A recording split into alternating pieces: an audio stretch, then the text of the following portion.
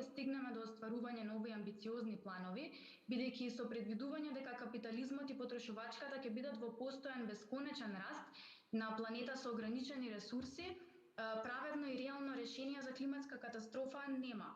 Како пример, решенијата за големи хидроелектрани со 4-кратно зголемување на енергијата добиена од нив, која ги нарушува екосистемите, или пак креирањето на инфраструктура за природен газ, кој е патем фосилно гориво и ризикува уништување на плодна земја од која населението живее таму, тоа не е транзиционо гориво, ниту реално решение за амбициозна, а уште помалку праведна климатска акција. Делот на природниот газ и во делот на хидроенергијата, тоа го дискутиравме и на јавната расправа која што беше во делот на оценката за животна средина на долгорочната стратегија за енергетиката. Значи, не се предвидуваат, тоа мора да биде јасно, не се предвидуваат зголемување енормно на инсталираниот капацитет на хидроелектрани кои што ќе се градат во заштитени подрачја. Значи, стратегијата за енергетика и овој национален придонес во мерката која што се нарекува мали хидроелектрани вели дека не препорачува, односно не треба да се градат хидроелектрани во заштитени подрачја. И тоа сакам уште еднаш да го нагласам.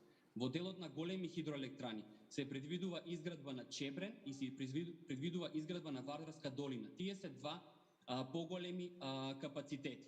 Во делот на производство на електрична енергија од хидроелектрани мораме да имаме предвид дека Чебрен е пумпно акумулациона. Тоа значи дека ја користи истата вода за производство на голема количина електрична енергија. Затоа можеби кога ќе погледнете бројките, ви изгледа голема количината на хидроенергија, меѓутоа таму е вклучена и водата која што Чебрен, значи таа работи, произведува електрична енергија, долу има друга брана и кога имаме вишок на електрична енергија, тоа што претходно го зборував, се уклучува пумпа која што водата од долната брана ја качува горе во езерото. Значи, истата вода се користи за производство на електрична енергија.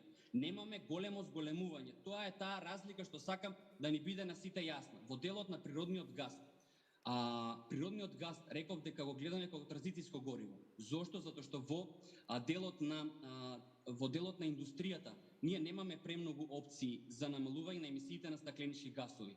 Имаме воведување на биомаса, имаме електрификација на индустријата и имаме воведување на природен газ. Тие се трите опции кои што ни стојат на располагање за да можеме да го замениме односно потрошувачката на јаглен во индустријата.